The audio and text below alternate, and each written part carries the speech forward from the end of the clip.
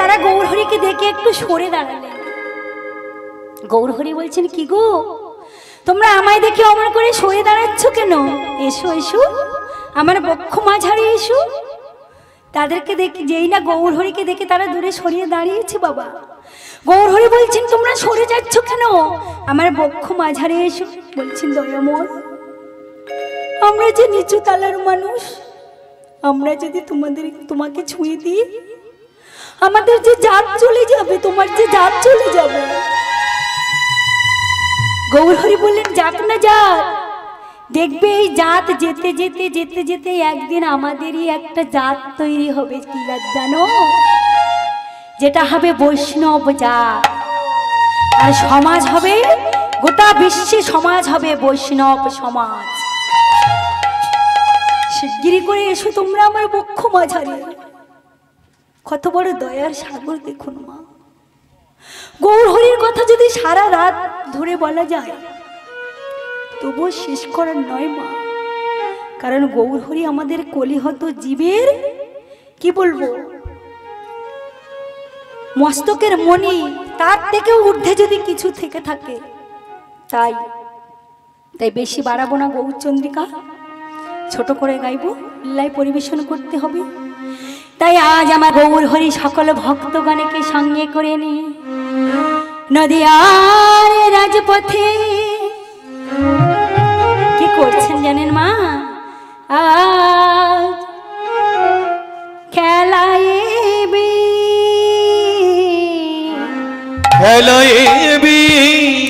নদ খেলা খেলাইবি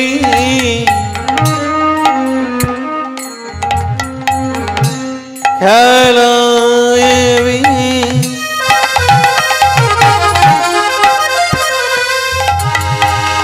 খেলাইবি নদ খেলা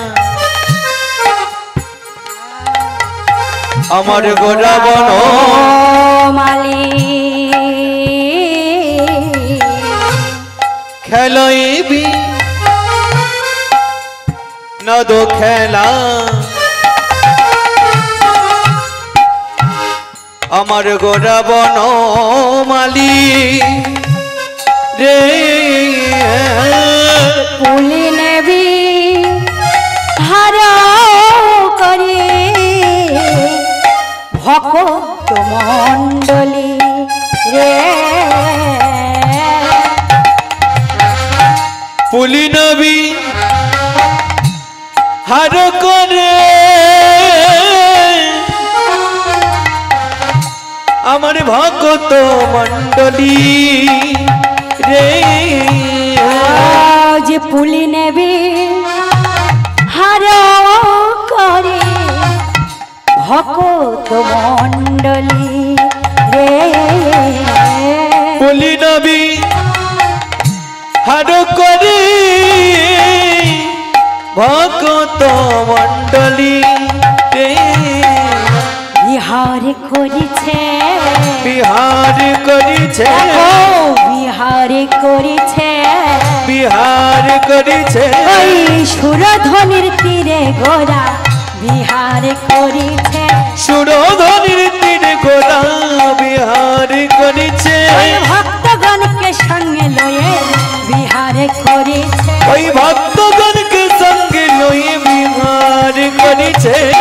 ভেদে নাই ভেদে নাই ভেদে নাই ভেদে নাই দেখো ভেদে নাই ভেদে নাই ভেদে নাই ভেদে নাই এই যেই গৌর সেই কৃষ্ণ ভেদে নাই ভেদে নাই জয় গৌর সেই কৃষ্ণ ভেদে নাই ভেদে নাই সেই তো এসেছে সেই তো এসেছে সেই তো এসেছে দেখো সেই তো এসেছে এই রাধা কৃষ্ণ মিলিত তনু সেই তো এসেছে রাধা কৃষ্ণ মিলিত তনু সেই তো এসেছে রাধা রমন গোপী জীবন সেই তো এসেছে রাধা রমন গোপীর জীবন সেই তো এসেছে সেই বীরেন্দ্রের বঞ্চিত ধন সেই তো এসেছে বঞ্চিত ধন সেই তো এসেছে লুকায়ে রয়েছে লুকায়ে রয়েছে লুকায়ে রয়েছে লুকায়ে রয়েছে ওই রাই অঙ্গে কান্তি দিয়ে লুকায়ে রয়েছে রাই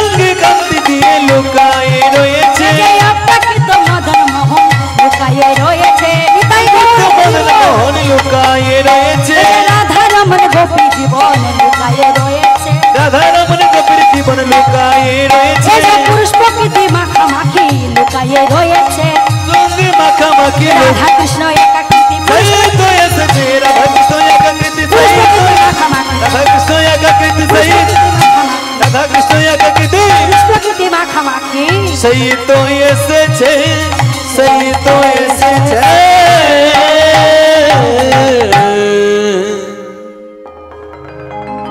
কি বললেন মা? রাধা কৃষ্ণ মিলিত তনু সেই তো এসেছে। কে এসেছে? ও মায়েরা, কে এসেছে? মায়েরা আমার দিকে কি বললেন? বললেন দেখো দেখো সেই তো এসেছে। কে এসেছে? রাধা কৃষ্ণ মিলিত তনু হয়ে আমার গৌর হরি এসেছে। তাই বললেন দেখো দেখো সেই তো এসেছে। যেই রাধা সেই কৃষ্ণ সেই গৌর হরি।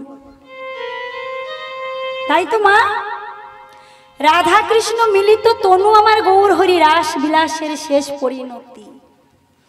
রাধা কৃষ্ণ দুই দেহ এক হয়ে তবেই নদিয়ায় এসেছিলেন।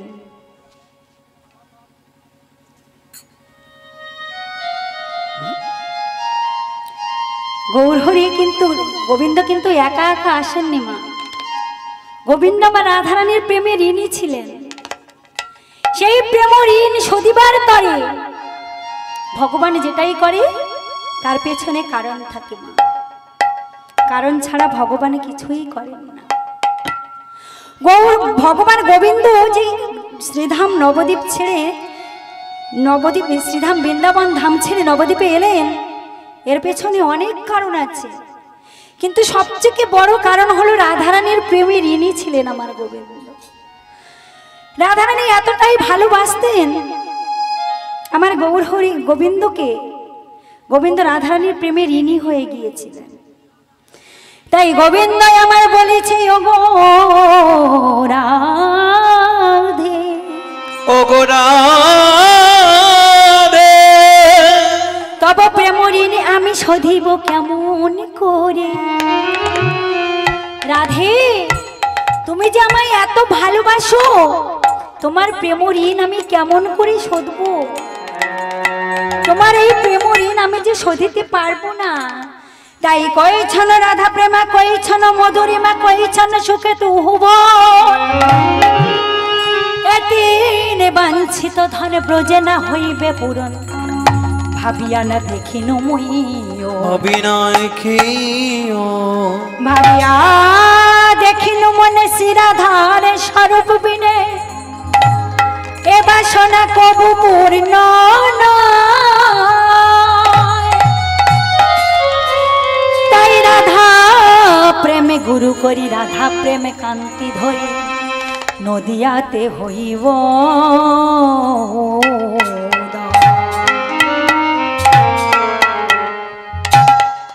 বললেন ওগো রাধে, তব প্রেম ঋণ শোধিবার তরে, তোমার এই প্রেম ঋণ শোধিতে গেলে, রাধারানী যে গোবিন্দকে ভালোবাসতেন মা, রাধারানীর ভালোবাসা আর ইহ জগতের ভালোবাসার মধ্যে আকাশ পাতাল তফাৎ।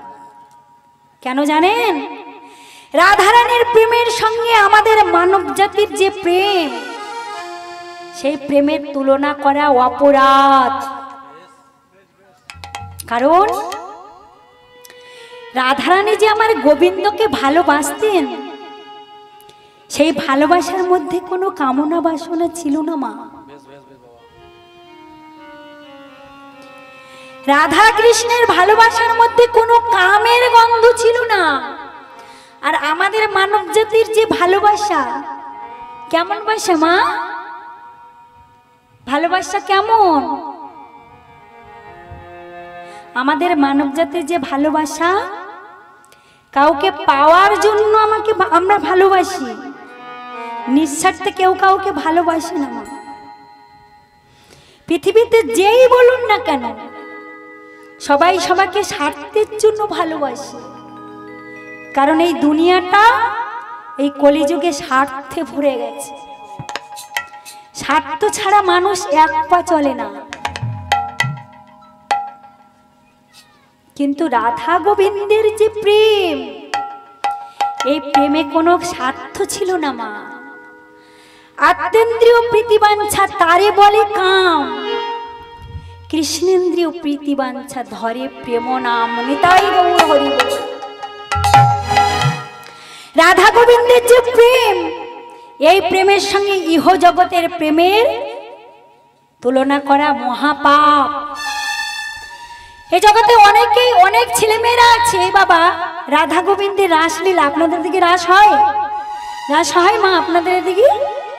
রাসলীলা হয় কি বাবা? কথা বলুন না বাবা। এই যে বাবা সামনে বসে আছেন, রাসলীলা হয়? রাসলীলা হয়, তাই তো। কার্তিক মাসে ভগবান যে রাস করেছিলেন, কাত্যায়নী ব্রত করেছিলেন, সমস্ত ব্রজ গোপীরা ভগবানকে পাওয়ার জন্য, গোবিন্দকে একটি রজনীতে তারা ভগবানকে প্রতিরূপে চেয়েছিলেন। তা ভগবানকে যে প্রতিরূপে চেয়েছিলেন ব্রজ গোপীরা, তারাও বা কেমন ভালোবাসতেন যে তাদের ভালোবাসায় ভগবান একটি রজনীতে সকলের মনস্কামনা পূর্ণ করেছিলেন। ভগবানের মস্তকে কি থাকে মা? ওই দেখুন ভগবানের মস্তকে কি থাকে? চূড়া থাকে না? চূড়া, চূড়া আছে তো, ওই দেখুন চূড়া আছে। চূড়ার ওপরে কি আছে বলুন তো? ওই দেখুন তিনটে, ঠিক আপনারা দেখতে পাচ্ছেন কিনা, একদম ওপরে তিনটে ময়ূরের পুচ্ছ আছে। ওই ময়ূরের পুচ্ছ ভগবানের এত প্রিয় কেন জানেন? ইহ জগতে যা কিছু আছে সবাই কিন্তু কামনা বাসনার দাস। আমাদের এই যে মানব দেহটা না মা, কাম ক্রোধ লোভ মদ মোহ মৎসর্য, এই ষড়রিপু দিয়ে আমাদের এই মানব দেহটা। কিন্তু পৃথিবীতে যা কিছু আছে, যত জীব আছে, সবাই কামনা বাসনার দাস।